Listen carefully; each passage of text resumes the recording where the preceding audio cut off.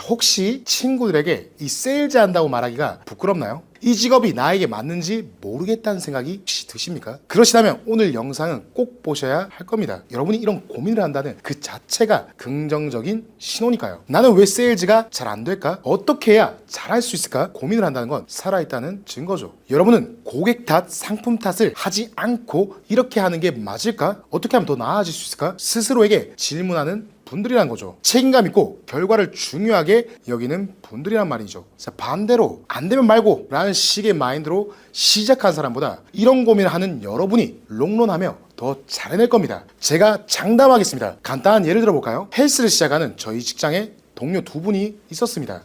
자, 한 사람은 무작정 나도 몸짱 되고 싶다. 자, 김주임은 무작정 나도 몸짱이 되고 싶다 라는 목표로 시작했죠.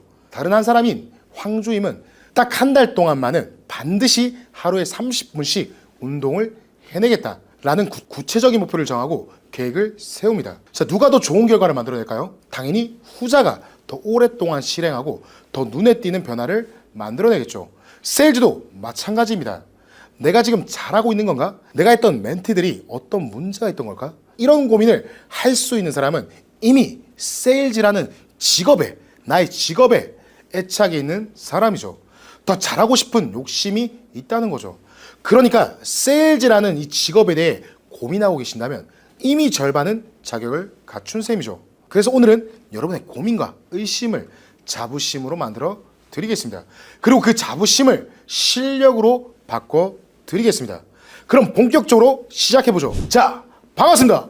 당신의 손에 세일즈의 마스터키를 쥐어드릴 영업왕 마스터 양입니다. 자, 여러분이 상품을 하나 판다고 했을 때 무슨 일이 일어나는지 진지하게 생각해 본 적 있으신가요?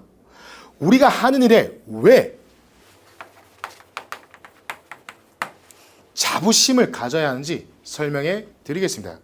여러분이 고객과 미팅을 하고 계약서를 썼다고 가정합시다. 그 계약서는 종이로 되어 있죠. 그런데 그 종이는 처음부터 종이가 아니었습니다. 어디선가 누군가 산속에서 나무를 베었죠. 그 베어진 나무는 제지 공장으로 보내졌고요. 거기서 수백 명의 직원들이 나무를 잘게 부수고 펄프를 만들고 종이로 가공했죠.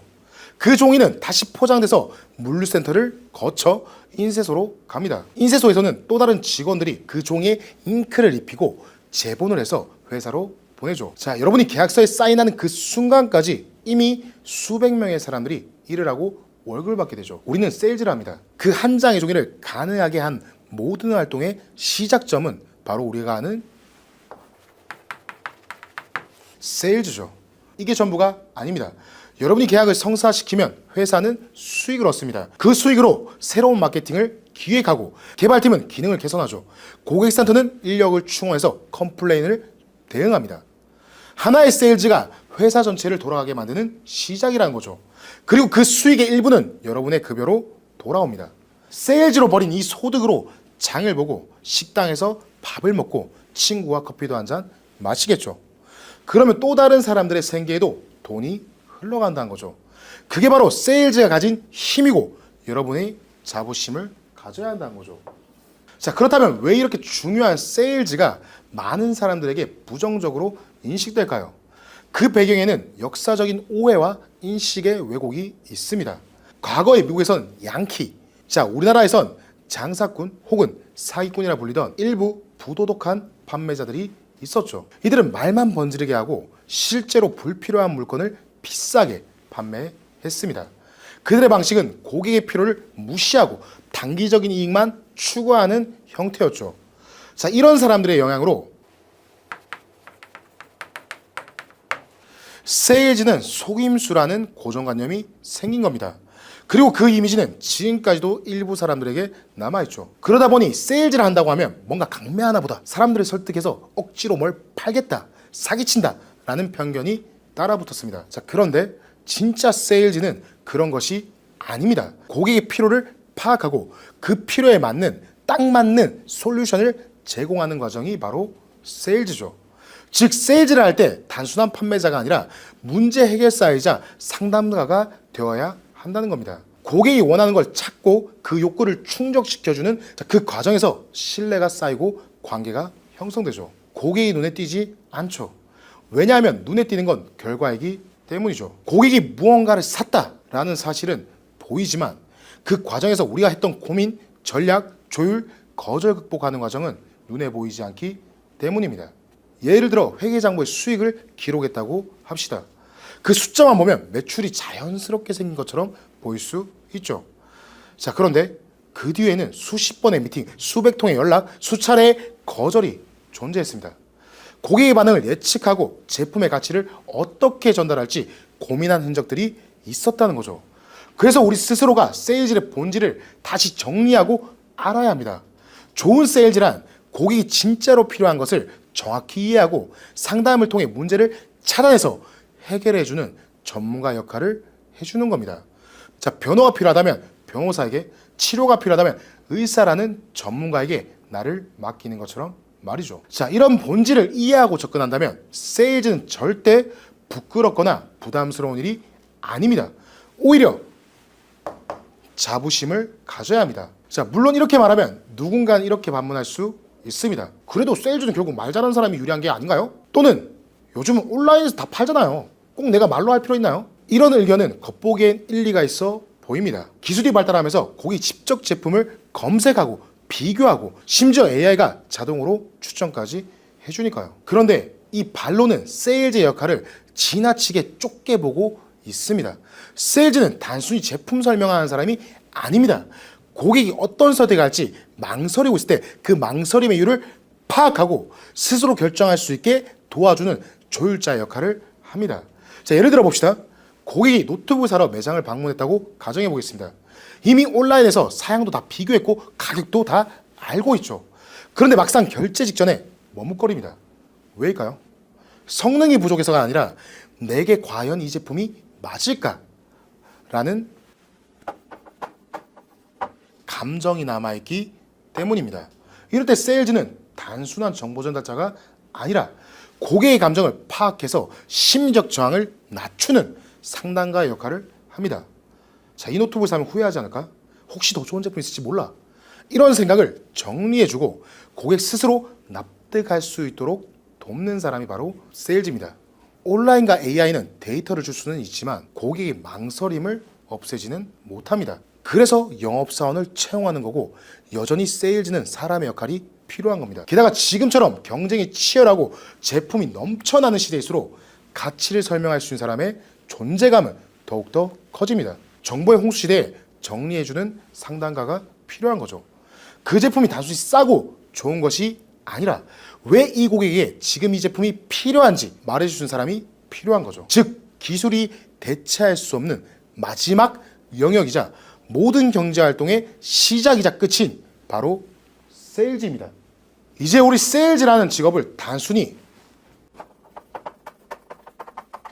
판매하는 사람으로 봐서는 안 됩니다. 세일즈는 가치를 전달하는 사람이라는 인식으로 바뀌어야 합니다. 단순히 상품을 판매하는 것을 넘어 세상을 바꿔가는 일이라는 관점에서 세일즈를 이해해야 한다는 뜻이죠. 많은 사람들, 심지어 세일즈라는 영업사원들조차 좋은 제품은 언제든지 팔린다고 생각합니다. 그러나 역사적으로 증명된 바에 따르면 세상은 절대 그렇지 않았습니다. 자, 엘리티니가 조명기를 발명했을 때도, 에디슨이 전기 조명을 만들었을 때도 사람들은 먼저 사달라고 줄 서지 않았죠. 오히려 비웃고 무시하고 심지어 부쉈습니다.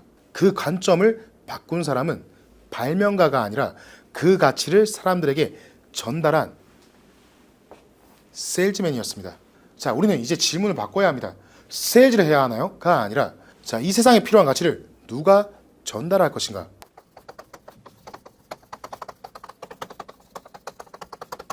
가치를 누가 전달하는가? 자, 이걸로 바꾸는 겁니다. 그때의 답은 명확합니다. 바로 세일즈입니다. 세일즈맨은 단순한 판매자가 아닙니다. 그들은 사람들이 몰랐던 기술을 소개하고 오늘 내가 마신 커피, 입은 옷, 먹은 음식까지 모두 누군가의 세일즈 덕분입니다. 자, 그래서 저는 생각합니다. 이토록 경제를 움직이고 사회를 연결하며 사람들의 삶에 영향을 주는 일, 많은 사람들이 꿈꾸는 자유, 안정, 그리고 의미 있는 일까지 세일즈는 그 모든 요소를 갖춘 가장 위대한 커리어입니다. 세일즈를 하면서 이게 나한테 맞는 일일까? 나는 왜 잘 안 될까? 라는 고민을 해보셨다면 그 자체가 이미 자격을 갖춘 사람이라는 말씀을 드렸습니다.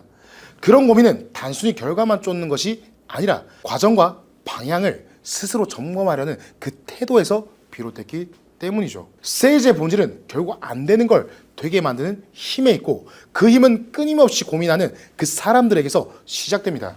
이때 가장 중요한 것이 바로 관점입니다. 안 되는 이유에 집중하기 시작하면 되는 일도 안 될 겁니다. 반대로 어떻게 하면 될 수 있을지를 고민하기 시작하면 될 수 있는 방법이 보이기 시작할 겁니다. 계약의 실마리가 하나둘 보이기 시작한단 말이죠. 예를 들어 GPT에게 커피가 몸에 좋은 이유를 물어보면 긍정적인 답변이 수백 가지가 쏟아집니다. 반대로 나쁜 이유를 물어봐도 부정적인 내용이 수백 가지가 쏟아지죠. 무엇을 질문하느냐, 어떤 관점으로 보냐에 따라서 모든 관점이 달라지듯이 왜 안 될까가 아니라 어떻게 하면 되게 만들 수 있을까? 이렇게 한번 생각해 보십시오. 당신의 관점과 말투, 행동, 그리고 결과가 달라지기 시작할 겁니다. 제가 세일즈PT 강의를 하고 있습니다. 법인 영업 강의죠. 고정 댓글에 강의에 대해서 간략한 영상을 남겨놨으니 여러분이 한번 확인해 보신다면 만족해 하실 겁니다. 왜냐하면 영상을 여기까지 봤지 않습니까? 그러니 고정 댓글 영상도 만족할 수밖에 없다는 거죠. 지금 바로 고정 댓글을 확인해 보시면 좋겠습니다. 자, 그리고 여러분께 조금이나마 도움이 되고자 이렇게 열심히 촬영하고 있는 이 마스터 양의 작은 채널 좋아요, 구독도 잊지 마시고 마무리해 보겠습니다. 자, 네버 기브업! 당신 손에 세일즈의 마스터키를 쥐어드릴